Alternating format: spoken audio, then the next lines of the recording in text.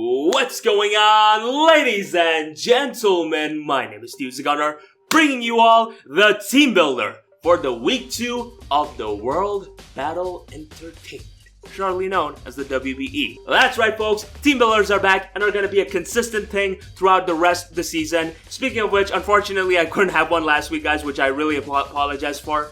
But basically what's going on right now is that my country is currently going through some issues in regards to the submarine cable, where because of that, the upload speed is like absolutely terrible. That basically was the main cause of why last week's game ended up coming out so late, because something that was supposed to take like only 30 minutes at best. Wow, I almost said 30 hours. Because something that was supposed to take only 30 minutes at best ended up taking like 3 to 4 full hours. So yeah, it definitely wasn't a good time by any means. But you know what? It is what it is.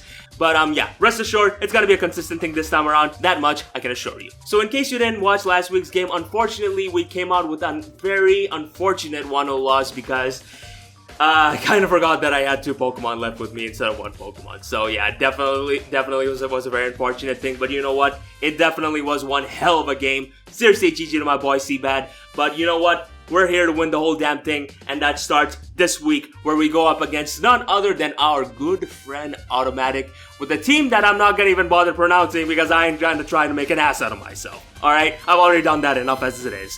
So, yeah. This I believe is the 3rd time I'm facing him. The first time happened like, 2 years back. The second time happened a couple of months back in his own league known as the EWT, the Eon World Trophy. So, facing him for the 3rd time in a row, this time in the biggest league possible, is definitely something I'm very much looking forward to. So, yeah.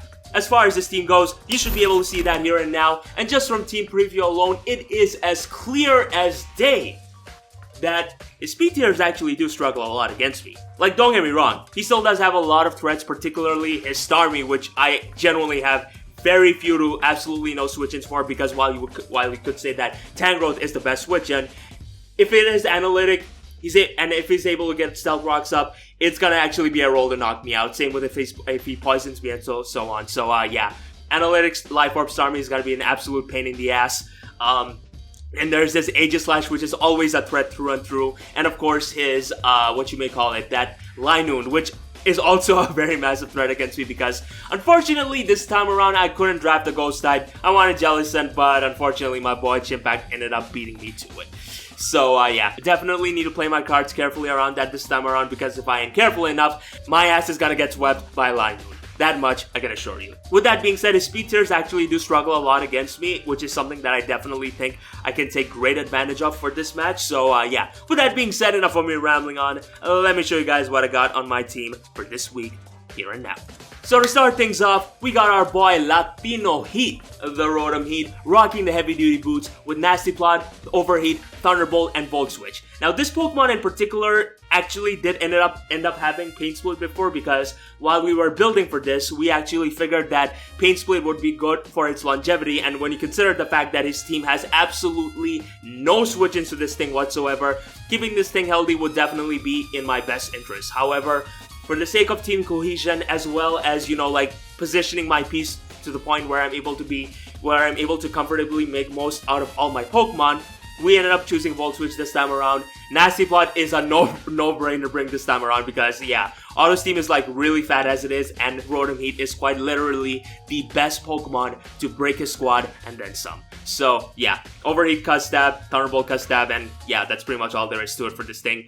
It's also timid this time around, particularly for his Arcanine, which I have a feeling could potentially be a Spidef or something along those lines. So being able to outspeed this thing, you know, after getting a free Nasty Plot off and getting a free Volt Switch off on this thing, and which is also why I ended up bringing this thing, because that ensures that I'm not gonna take a Toxic to the Dome and pretty much be able to go on from there, is definitely something I'm gonna greatly benefit from this time around. And I really doubt the prospect of him bringing Jolly Arcanine, because yeah, if he brings offensive Arcanine, Adamant is definitely the way to go. So that's all there is to it for this Pokemon. Now next up, we got our girl K-Cray, the Assault Vest Tangrowth with Giga Drain, Knockoff, Sludge Bomb, and Focus Blast. Now while this was under a different name last week, I actually ended up seeing Kay's video last week where she chose to diss on Tangrowth. So you know what, I'm gonna name her after that for the rest of the season. And yeah, it's just a joke. Anyways, enough going off topic. As far as this set goes, this basically is pretty much exists mainly for Starmie, because when you consider the fact that Analytic is an absolute pain to deal with, and Starmie speed tiers, which actually matches up very well against the vast majority of my squad, having this Pokemon is a 110%, must for me. And it doesn't even, and it's not like this Pokemon just exists on this squad just for that, because it definitely can do more, because knockoff basically exists to ensure that I'm able to knock off his potential Berry on his Galarian Weezing, Cold Berry on his what you may call it, that Aegislash, and especially the heavy duty boots on either his Arcanine or his Mandibuzz, which is definitely gonna come a very long way to ensuring that I'm able to come out with a victory, because yeah, Auto Steam is like fat as fuck, okay?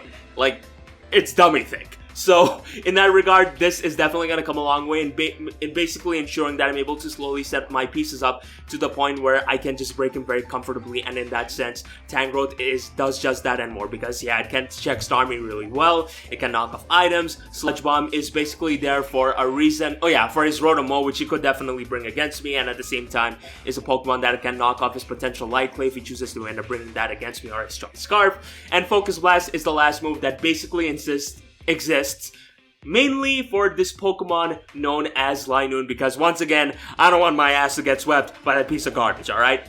I ain't about that life. So yeah, that's basically all there is to it. Now next up, we got our Demi Fiend, which is our shiny Choice Scarf Hydreigon with Dark Pulse, Earth Power, Flamethrower, and U-Turn. And this Pokemon is basically Choice Scarf this time around, because when you consider the fact that he has a Starmie, and the fact that my only ways of outspeeding this thing would have to be either slapping a Choice Scarf on one of my Mons, or running Protect on my Scolipede so that I can outspeed it the very next turn, it basically means that I need to run Choice Scarf on one of my Mons, and in that regard, I definitely think that Hydreigon is the best Pokemon to run this item on, because while Life Orb is definitely arguably much better for this particular matchup when you consider how he has a Mandibuzz, he has a Galarian Weezing and all that stuff, the fact is, Choice Scarf synergizes very well with my team, because yeah, it makes a really great partner for my Rotom Heat, which gives him more chances to come in and just pretty much really set up a nasty plot and just break his team even more. And at the same time, like, if I'm able to take down his Galarian Weezing or chip down his pieces enough, I can definitely clean up late game with Choice Scarf Dark Pulse. So yeah. Earth Power is there because there is a very likely probability of him being neutralizing gas with his Weezing as opposed to Levitate, because when you consider how he has a Mandibuzz, an Arcanine, and everything else along those lines, I definitely think that he should not worry at all regarding my Scolipede, and hell, he could even run, Air Balloon Aegislash if he so wants to. So in the event of him being that, I can definitely catch him for a very nice surprise with an Earth Power, which after a Stealth Rock entry definitely has a lot of chance towards being able to knock him out. And at the same time, this also ensures that I'm going to be able to get a very huge chunk of damage off on his Arcanine and so on. So that I'm very much looking forward to that. Flamethrower, because I'm definitely not messing around with this other normal threat, which would have to be Beware, and U-Turn because momentum. So yeah. For the last three Pokemon, we got our Dorothy, which is our leftovers physically defensive Stunfisk with Stealth Rock, Earth Power, Discharge, and Foul Play. And in that regard, this Pokemon basically exists to check two of his Pokemon. One being his Arcanine, and two being his Aegislash. Now, first of all, it is an undisputed fact that Stunfisk is a very fat Pokemon. And in regards to its ability being static, what I'm basically going to be able to hopefully ensure myself is the prospect of being able to potentially paralyze his Arcanine should he choose to end up being an offensive variant and getting a static off on this thing, which is going to go a long way for my Matt Riddle, and at the same time my Rotom Heat if it ends up being, like a Jolly set or something else along those lines towards being able to comfortably outspeed it and get a lot of damage off on that thing. And in that sense, Choice Band Flare Blitz is like a 3-hit KO on this thing, which just goes to show how fat this Pokemon can be. And at the same time, Aegislash is not going to be able to conveniently knock me out, unless of course he happens to be a special variant, and even then, he is definitely going to have to position himself in such a way where he's going to be able to, comfortably attack me, because the thing with Stunfisk is that while it may seem like a very passive Pokemon, it actually isn't. Because this is a mistake that I made with it before, in the sense that I would think that it's just a free setup Pokemon, free setup bait for many Pokemon, and while that may be true to some extent, it isn't. Because at the same time, you are going to have to account for static. you're gonna have to account for the fact that Discharge and Earth Power is a very good coverage option, especially when you consider the fact that both are stab moves in the first place. So in that sense, I definitely see Stunfisk putting in a lot of work, and Foul Play basically ensures that once again, Linoon is not gonna be able to sweep my ass anytime soon. And if in the event that he ends up bringing Air Balloon, Swords Dance, Aegislash, yeah, he's not gonna be in for a good time. That much I can assure you. So, yeah.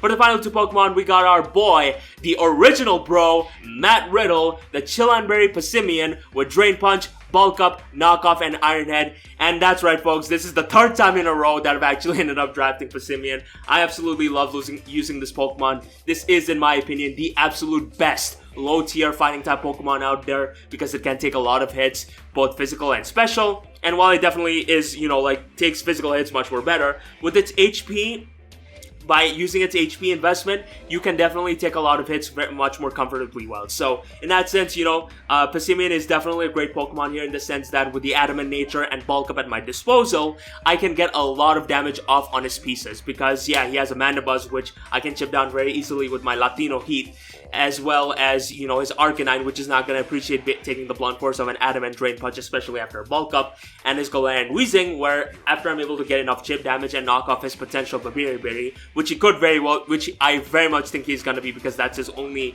way of properly accounting for my Hydreigon. This is definitely going to put in a lot of work, and I'm very much looking forward to using this thing. So, yeah. And Chilanberry's here to basically guarantee me the prospect of me being able to take a hit from his Linoon, even if he ends up going for +6 extreme speed, where even after a crit, he's not going to be able to knock me out. So, yeah. I'm very much, you know, like, compensated in regards to that Pokemon. So, yeah. Last but not least, we got our V, which is our Focus Sash Espeon with Psychic, Shadow Ball, Dazzling Gleam, and Toxic. And while this may seem like a perplexing set in regards to the item choice, the thing is, what this set does is ensure the prospect of me getting a lot of chip damage off on his Araquanid, because obviously there's no Poliwrath here, meaning that I definitely will not have an immediate switch in for this thing, which is going to be very bad news for me.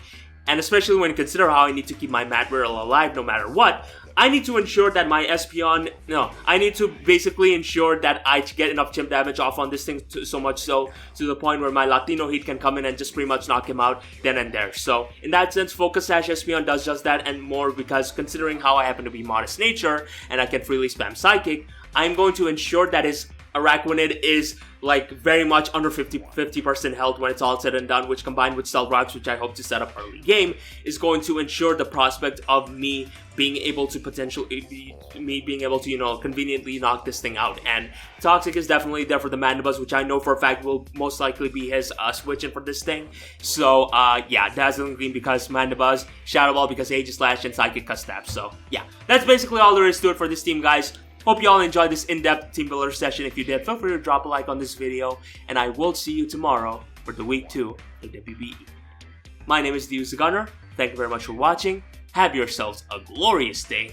I'll see you all on the flip side. Peace!